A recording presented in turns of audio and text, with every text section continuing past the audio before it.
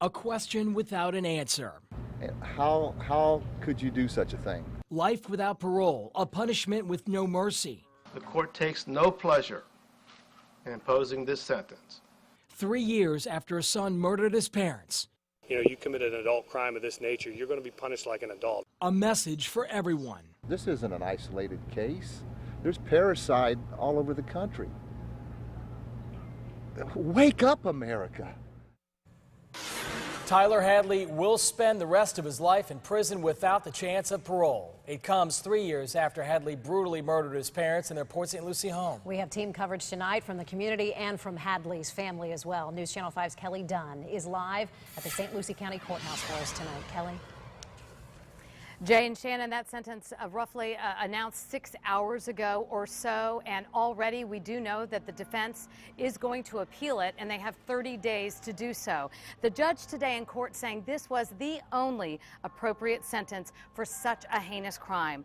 Tyler Hadley used a claw hammer to bludgeon his parents to death on July 16, 2011. Mary Jo and Blake Hadley were certainly awake at the time. They knew it was their own son who was killing them, and they reportedly asked why Tyler as he struck them. That is the same question Tyler's uncle and family members continue to ask nearly 3 years later. First, I would say, how could you? Why? They loved you so much, and I know you loved them. How could you do such a thing? News Channel 5's John Shainman has been inside the courthouse here in St. Lucie County for every day of the 9-day sentencing hearing. We're going to go to John live now for more on reaction and how that sentence today played out in court. John. Kelly, the decision brought some praise and some disappointment, but not much emotion from Tyler Hadley, who yesterday in court had apologized for his actions.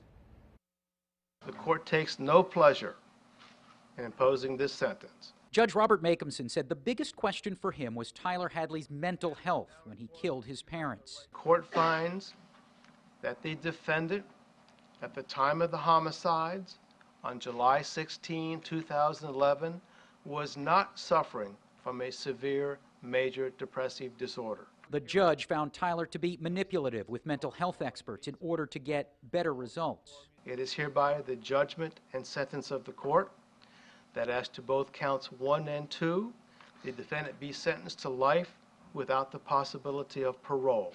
Hadley showed little emotion as he was led out of the courtroom, acknowledging some of his family on the way out.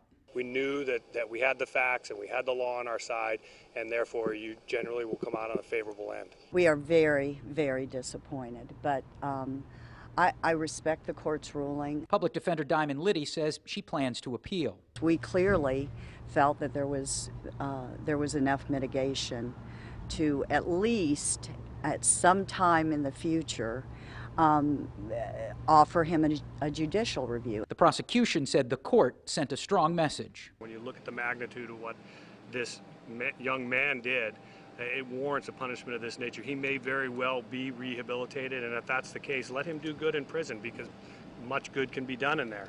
Has 30 days to appeal. Kelly?